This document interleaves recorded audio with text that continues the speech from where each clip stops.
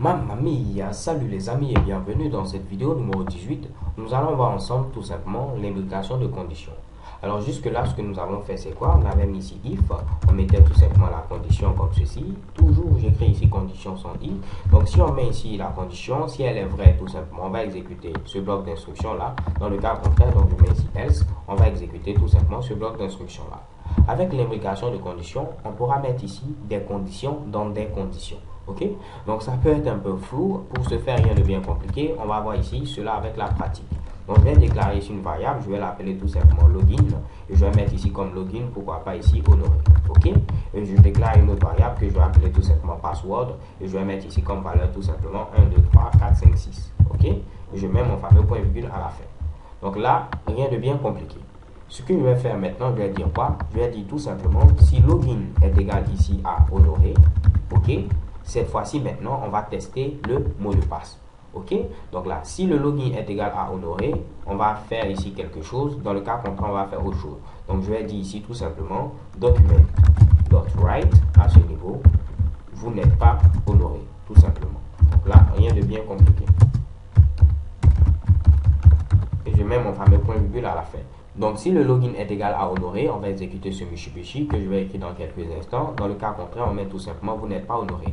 Donc si le login est égal à honoré, on va maintenant vérifier le mot de passe. Donc on va dire si le mot de passe est égal cette fois-ci à 1, 2, 3, 4, 5, 6. Ok, donc je mets ici 1, 2, 3, 4, 5, 6. Vous pouvez me demander pourquoi j'ai mis cela tout simplement en chaîne de caractères. Parce que tout simplement le mot de passe peut être alphanumérique. Par exemple, je peux avoir ici Toto 4, 5, 6. Et je préfère mettre ici même Toto 4, 5, 6. Donc je mets ici Toto 4, 5, 6. Donc si le login est égal à honoré, on vient ici, on va vérifier maintenant est-ce que le mot de passe est égal à Toto 4, 5, 6. Donc si tel est le cas, qu'est-ce qu'il faudra faire? Il faudra afficher tout simplement bienvenue honoré. Donc je mets ici document.write comme ceci. Et je vais mettre ici bienvenue honoré. Maintenant, dans le cas contraire, si le mot de passe n'est pas égal à Toto 456, on va dire tout simplement mot de passe incorrect. Donc, je mets ici else, et je mets ici document comme ceci, .write, et je vais mettre tout simplement mot de passe incorrect. Alors les gars, rien de bien compliqué, c'est sûr que vous comprenez ce Mitsubishi. Le problème, comme vous pouvez le voir, c'est que lorsqu'on a des imbrications de conditions, le code peut devenir très facilement illisible. Parce qu'il y a tellement de conditions par-ci par-là, on peut ne même plus se retrouver. Ok, donc dans la vidéo suivante, je vais vous montrer par exemple ici une meilleure manière de pouvoir gérer ce Mitsubishi là.